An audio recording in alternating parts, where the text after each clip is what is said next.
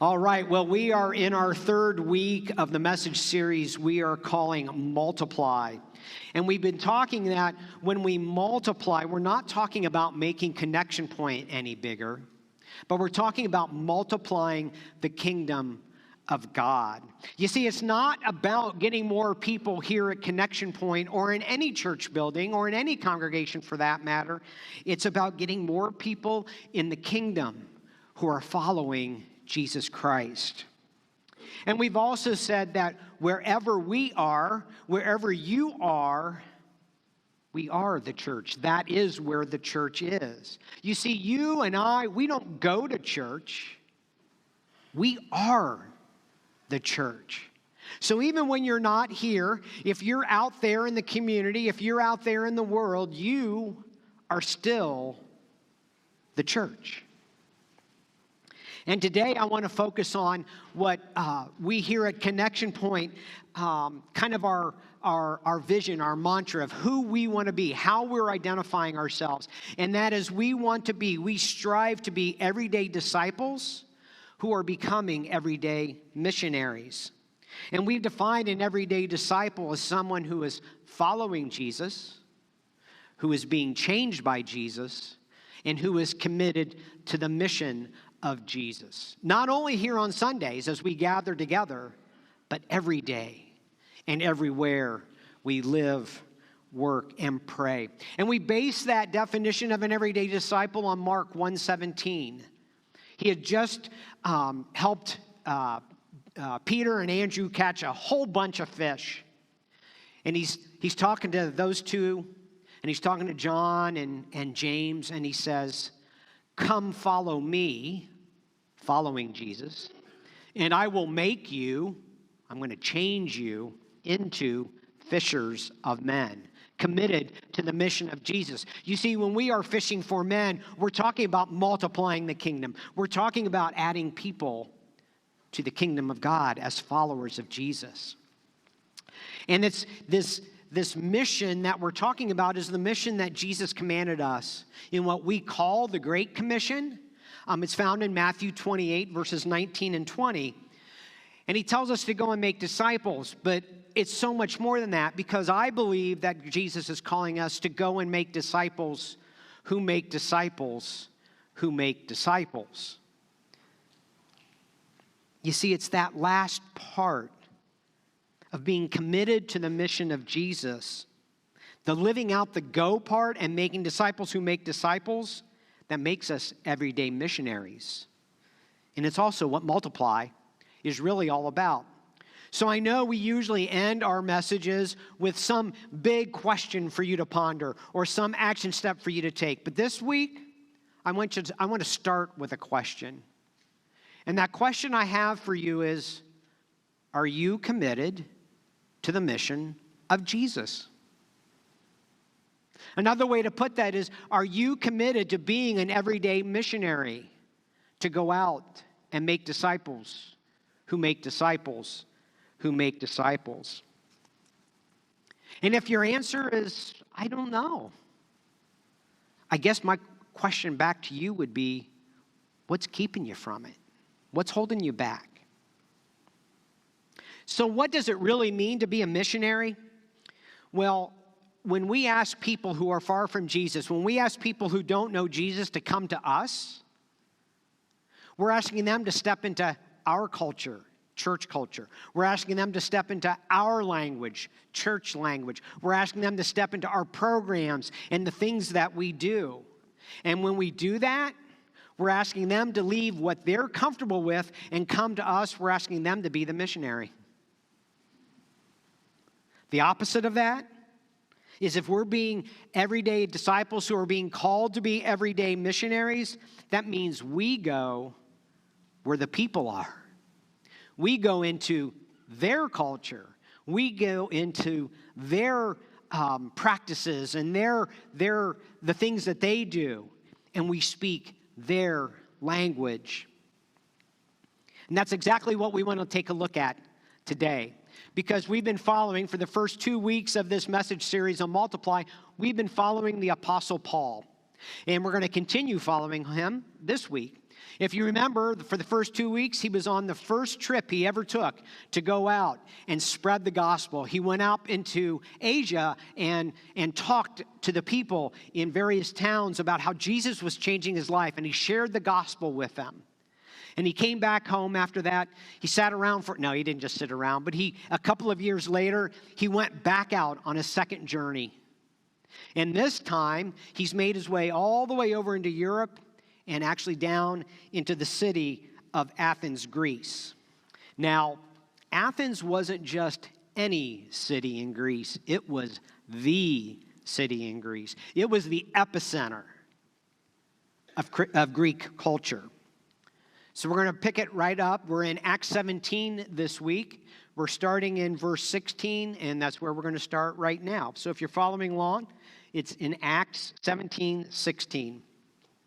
While Paul was waiting for them in Athens, he was greatly distressed to see that the city was full of idols.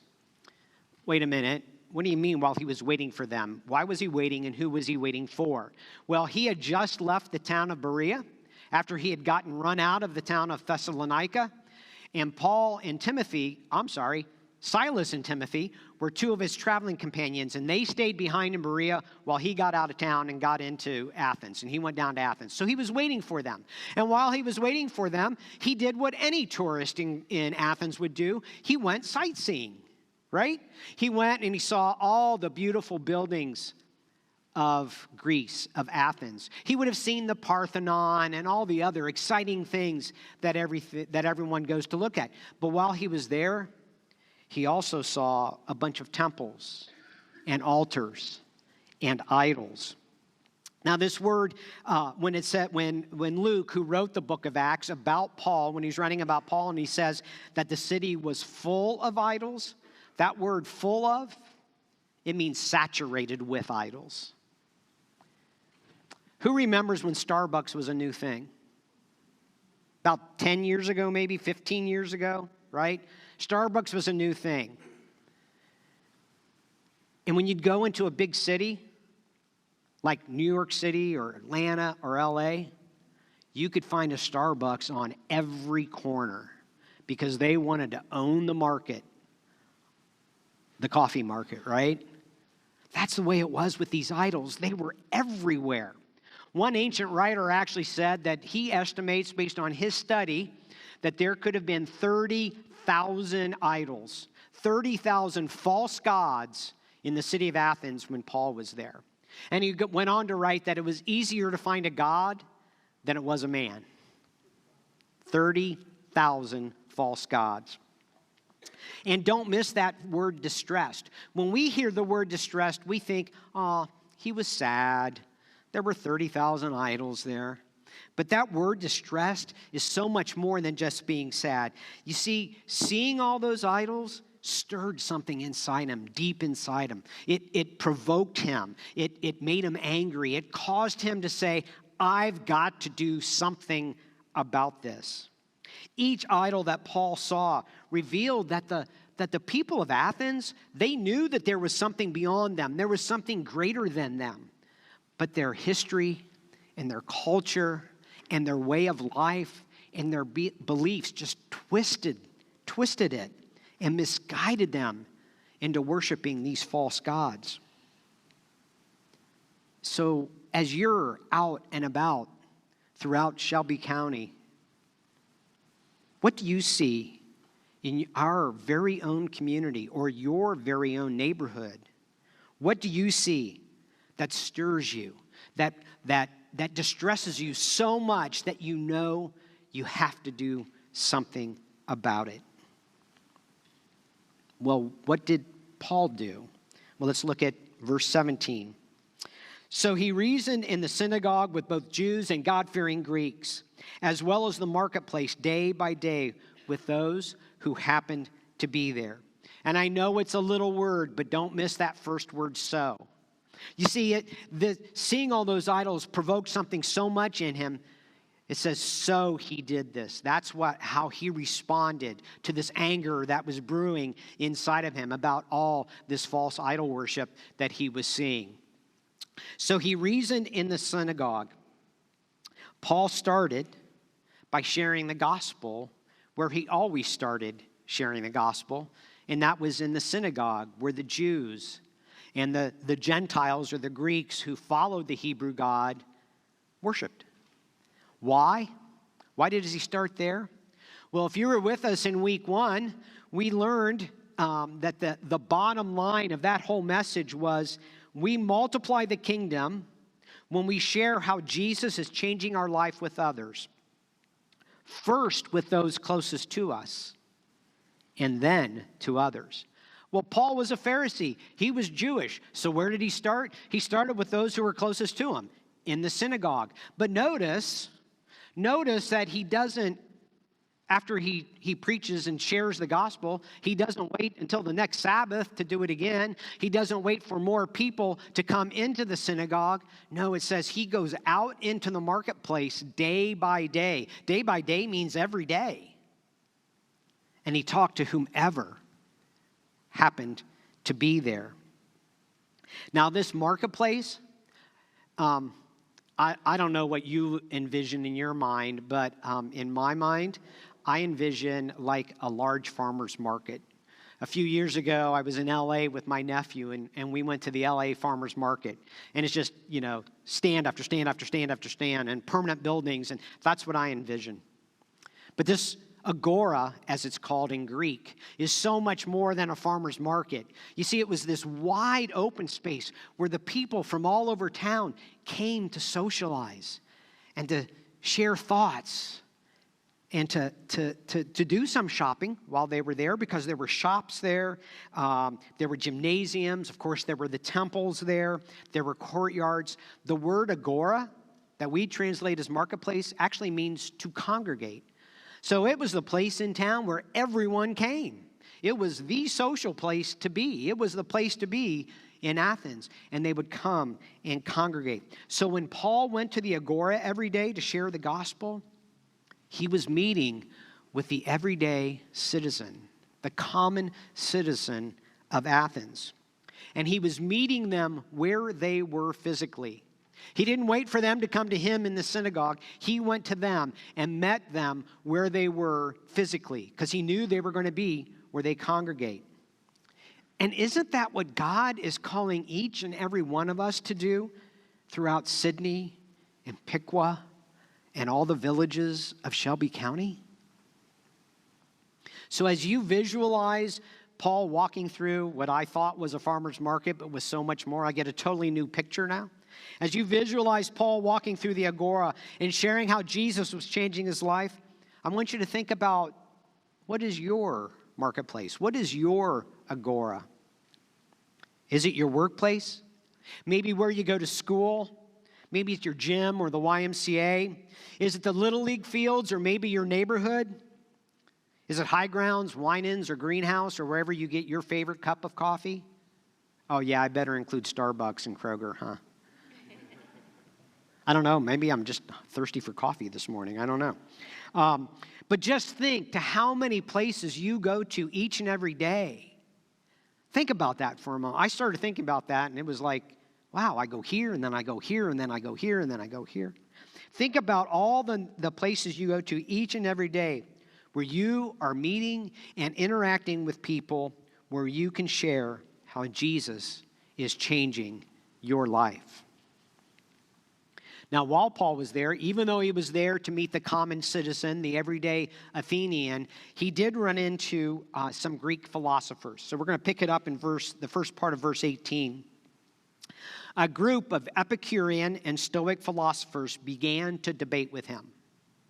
Now, I could go deep and speak for another 25 minutes on the beliefs of the Epicurean and Stoic philosophers. But I'd have to read it because I can never remember it, and chances are you wouldn't either. So let me boil it down for you. Basically, neither the Epicureans nor the Stoics could believe that there was God, that actually there was any God, any of their 30,000 gods, who would want to have a personal relationship with them. So to talk about God coming to earth as a man, who ministered, who died on a cross, and then, oh yeah, was raised again to prove that he was God, to pave the way for that relationship, they would have thought was ridiculous. They would have thought it was ludicrous. And that's why they were debating with him, because they couldn't grasp the concept of what Paul was telling them. So they go on. This is what they do. This is brilliant on their part. Verses 19 and 20. Then they, these Epicurean and Stoic philosophers, took him and brought him to a meeting of the Areopagus, where they said to him, "May we know what this new teaching is that you are presenting? You are bringing some strange ideas to our ears, and we would like to know what they mean." You see, once again, Paul is going to where the people are. Paul is going to where they are comfortable. He's going basically to their turf. This group called the Areopagus, their whole purpose was to defend the Greek concept of gods. That's what they got together and talked about this and defended the whole concept of the Greek god system. And they invited Paul to go, and notice Paul said, "Okay, I can go." But he went to where they were comfortable, where they were going to be talking their language and their customs and their culture. Now, interestingly, the group called the Areopagus also met at the Areopagus. Areopagus actually means rock of Ares. Ares was the Greek god for war. So they actually met at a place called Ares Hill, also known as Mars Hill, because Mars is the Roman god for war. And by the time Paul was there, the Roman influence was already starting to be known throughout Athens and throughout Greece. So in your Bibles, you may not even have the word Areopagus. They may always refer to it as Mars Hill. It's the same thing, okay? So what does Paul say to these people? What does he say to these thinkers whose sole purpose is to defend the Greek god system as he wants to share Jesus with them? Verse 22, Paul then stood up in the meeting of the Areopagus and said, "People of Athens, I see that in every way you are very religious." Hold it right there. Didn't a minute ago I say that Paul was distressed? He was torn up about all this idol worship, and now he's going to go tell them they're very religious? Well, actually, they were very religious. They worshiped 30,000 gods. They were very religious. And think about this. If he had gone to them and said, "People of Athens, what in the world are you doing? Those are false gods." How far do you think he would have gotten with them? Not very far, right? So instead, Paul tells these deep thinkers, these philosophers, "Hey, I see you. I see you. You have this interest in something that is beyond you, something that is greater than yourself." He's saying to them, not in these words, but he's saying to them, you have a concept of God even though you don't know who God is. Paul was meeting the Athenians, not only where they were physically, right? We've already talked about this, meeting them physically, either in the synagogue or in the agora, the marketplace, or now at the Areopagus. No, he was not only meeting them physically, he was meeting them where they were spiritually. He said, I got you. I see you. You're a religious bunch of people. And he goes on in verse 23, "For as I walked around and looked carefully at your objects of worship, I even found an altar with this inscription, 'To an unknown God.' So you are ignorant of the very thing you worship. And this is what I'm going to proclaim to you." So I think what Paul is saying, hey, listen. When I was sightseeing and I saw the Parthenon and all those other buildings and I saw all these gods and all these temples and idols, I wasn't just bypassing them. I studied them.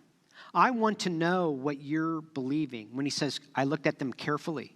I want to know you.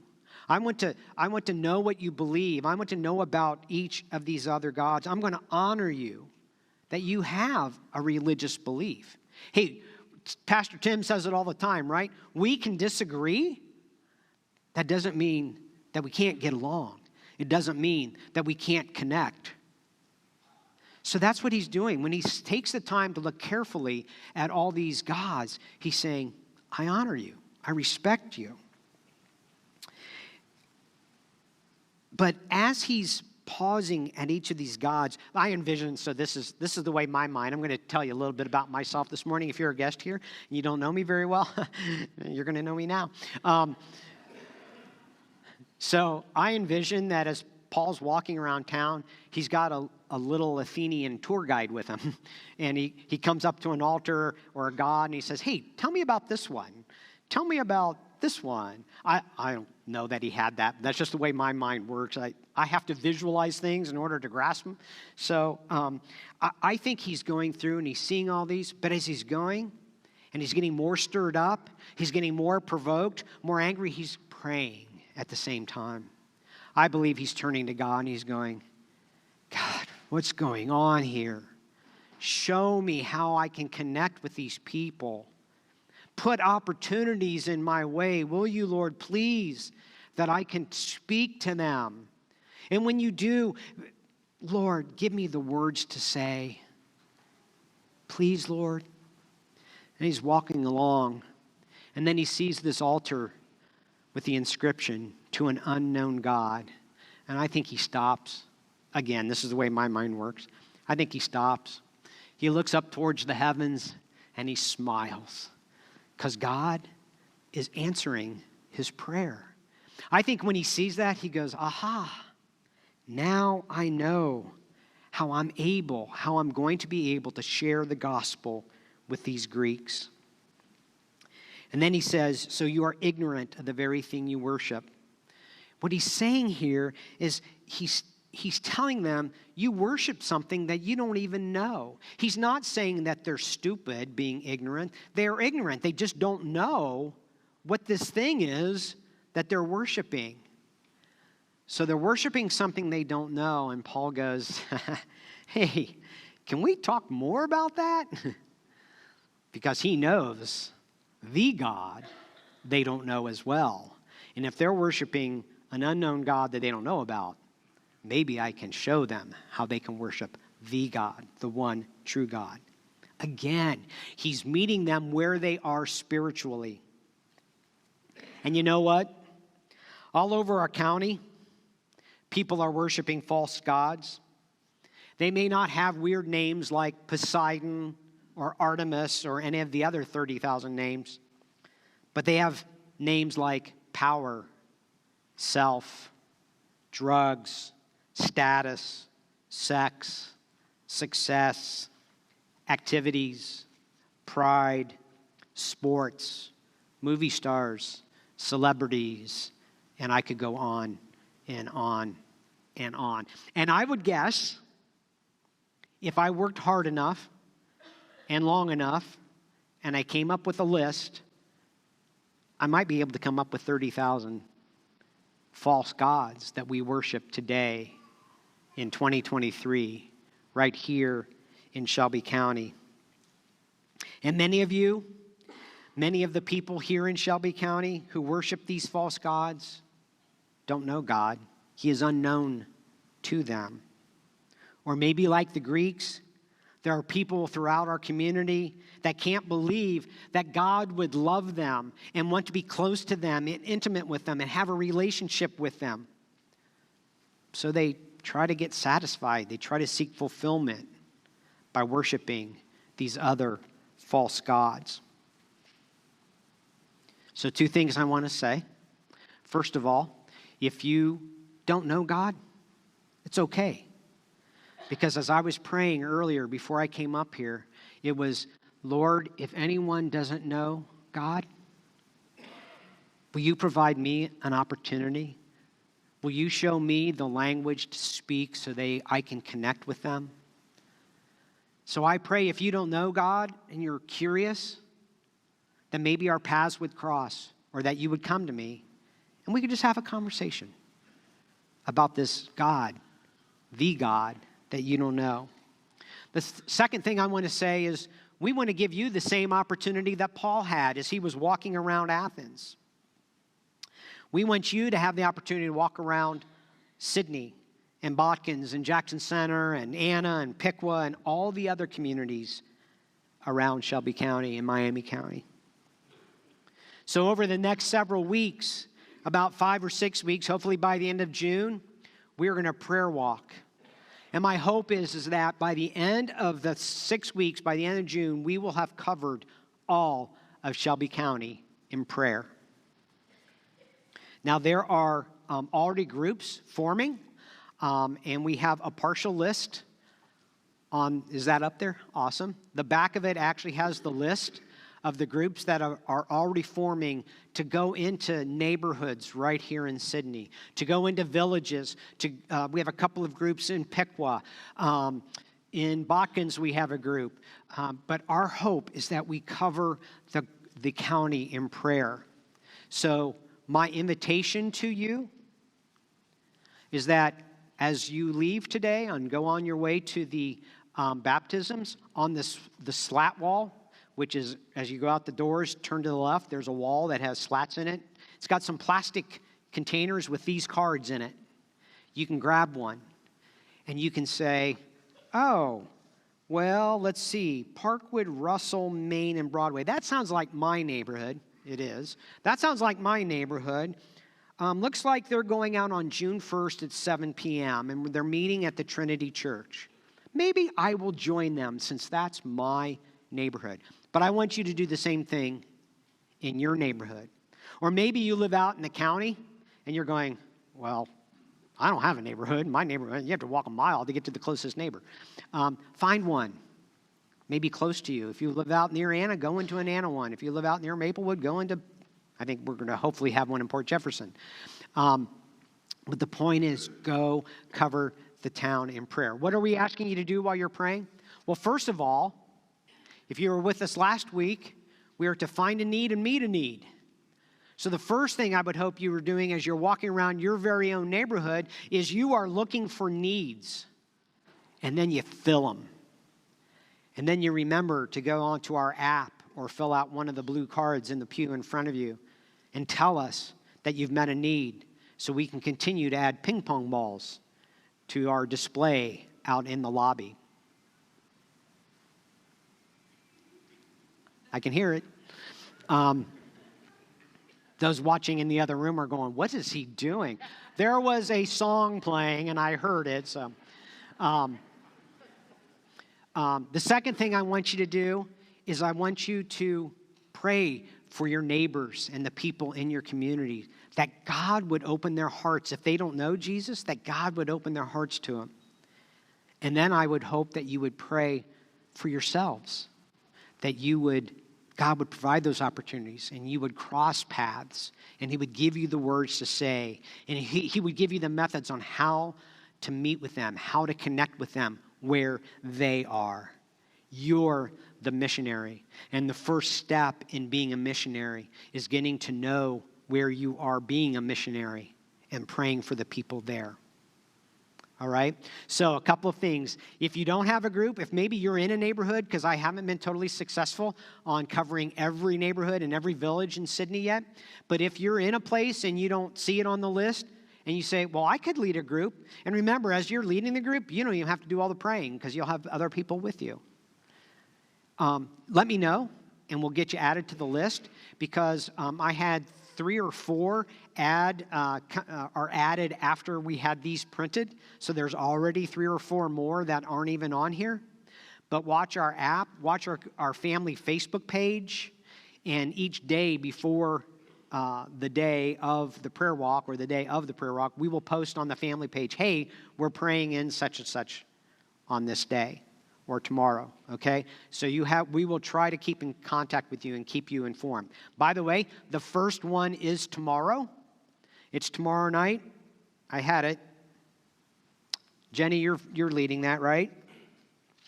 May 22nd, tomorrow at 6:30 p.m. You're going to meet at Jenny Freeman's house, which is over on Turner Drive, which is basically our neighborhood right here. We're going to cover the neighborhood across from the high school.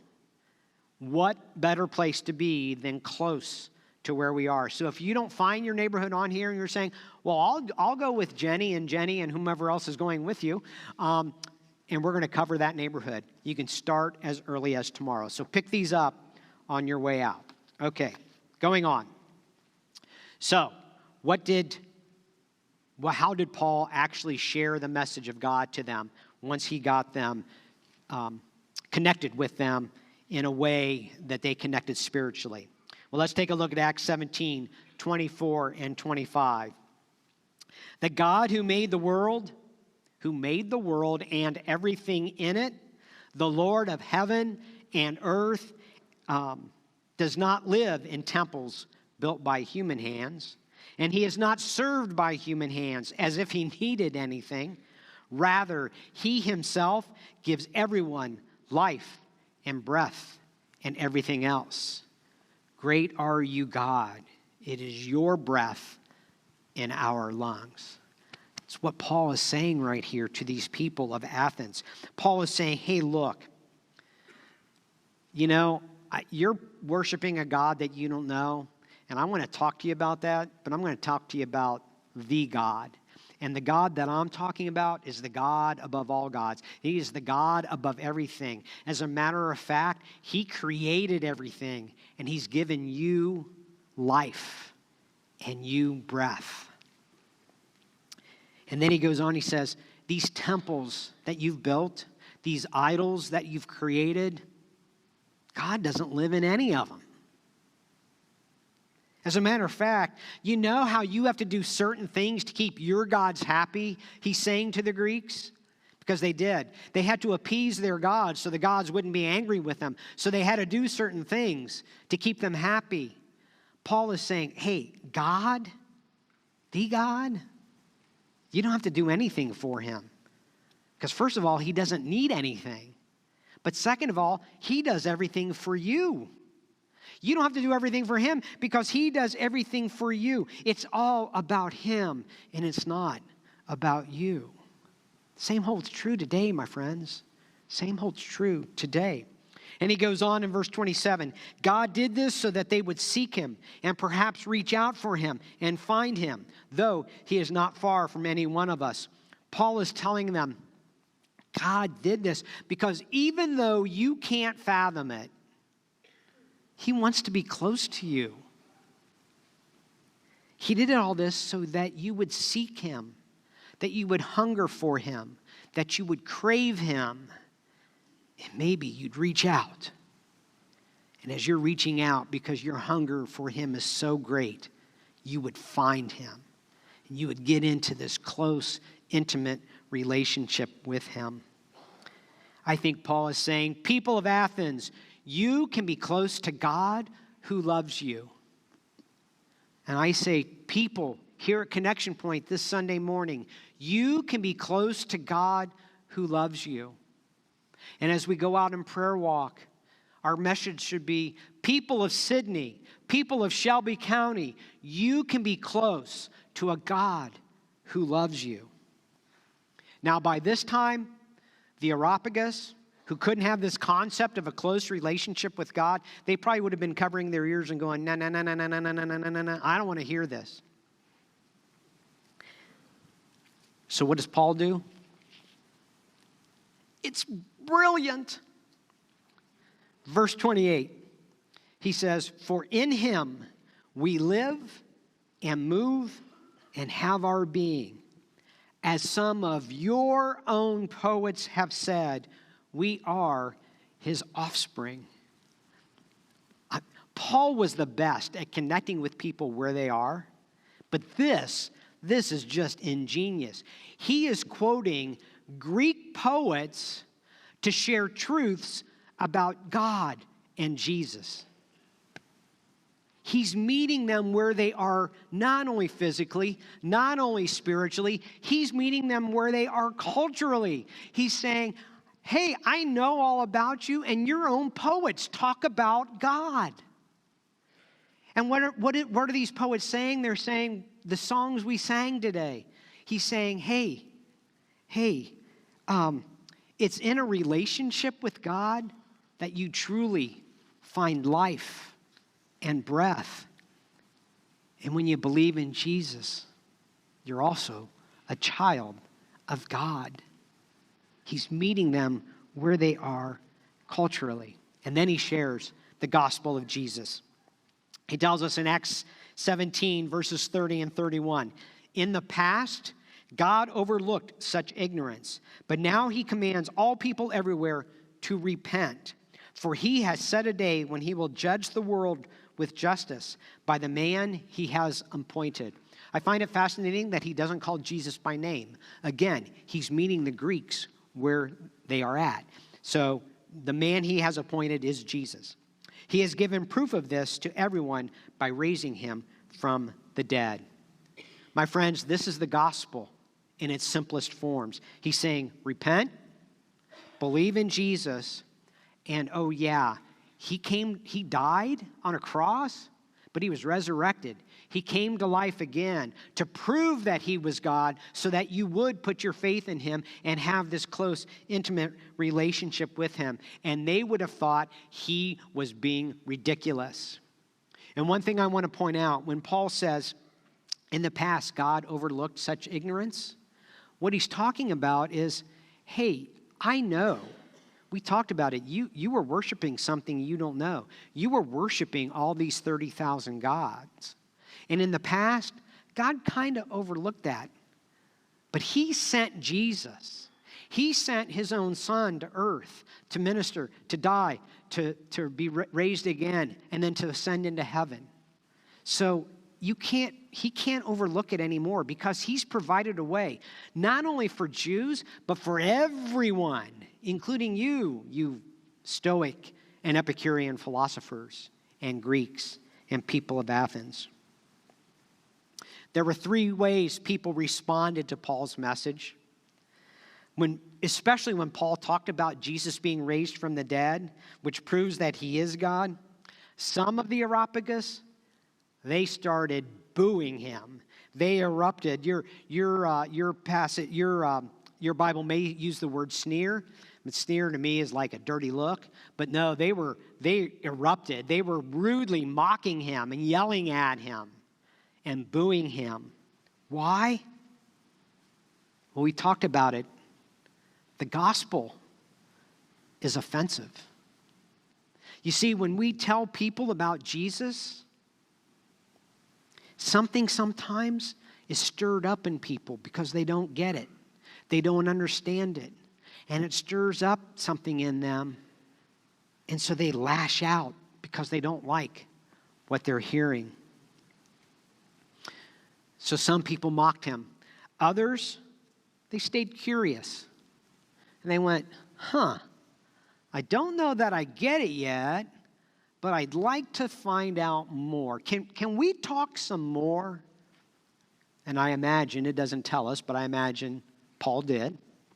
And then their third group was, hey, they followed Jesus that very day. They followed him. Paul goes on, Luke, who wrote Acts, goes on to name two of them. The first one's name is Dionysius.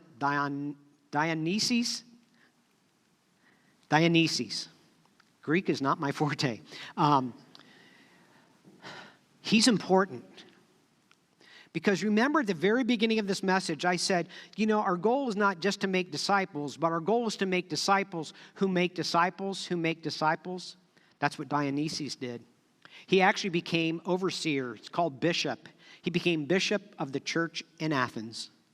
So my suspicion is we don't really know a lot about him. There are some ancient writings outside of the Bible that talk about him, not a whole lot. But we can kind of make the connection that after he became an everyday disciple, he went out and made more everyday disciples. And hopefully those people went out and made more everyday disciples because he became the bishop of the church in Athens. The other one that was named was Damaris. It was a woman. And honestly, that's all I know about her. I couldn't find anything in any other writings about Damaris. But just know that there was something special about her if Luke named her by name. Okay, just know that she meant something to the people in Athens during that time. okay? So listen, when you go out and you share the gospel, when you share how Jesus is changing your life, you're probably going to get one or multiple of those same three responses. People are going to flat out reject you. They're going to stay curious. They're going to say, can you tell me more? Or they're going to accept Jesus at that moment. Just know that God is calling us to go where the people are. So what are our takeaways today? I've got 3 of them for you. The first one is you've got to get out into the community to meet people where they are physically. We can't do it in here on a Sunday morning because when we ask them here, we're asking them to be the missionary. God is calling each of us to be an everyday disciple who is becoming an everyday missionary. Notice I say becoming. It's not easy. But the first place we can start is simply by praying for our neighbors. So again, on your way to the baptisms, make sure you grab one of those cards and join at least one of the neighborhoods in prayer. All right? As the worship team comes up, we're going to go do the last 2 of them. Whatever. When you tell people how, wow. Number 2, when you tell people how Jesus is changing your life, you have to approach them from their viewpoint, from their perspective. It goes something like this. Look, I don't know you very well, and you may not know me very well, but you know what? I respect you enough to meet you where you are. I don't expect you to meet me where I am. And then thirdly, even though you meet people where they are spiritually and culturally and physically, you're using their language, their customs, maybe their poetry. The message of Jesus and the resurrection does not change. I love how Paul used Greek poetry to share the truth about God. So our bottom line today is this. We multiply the kingdom when we meet people where they are, spiritually, physically, and culturally.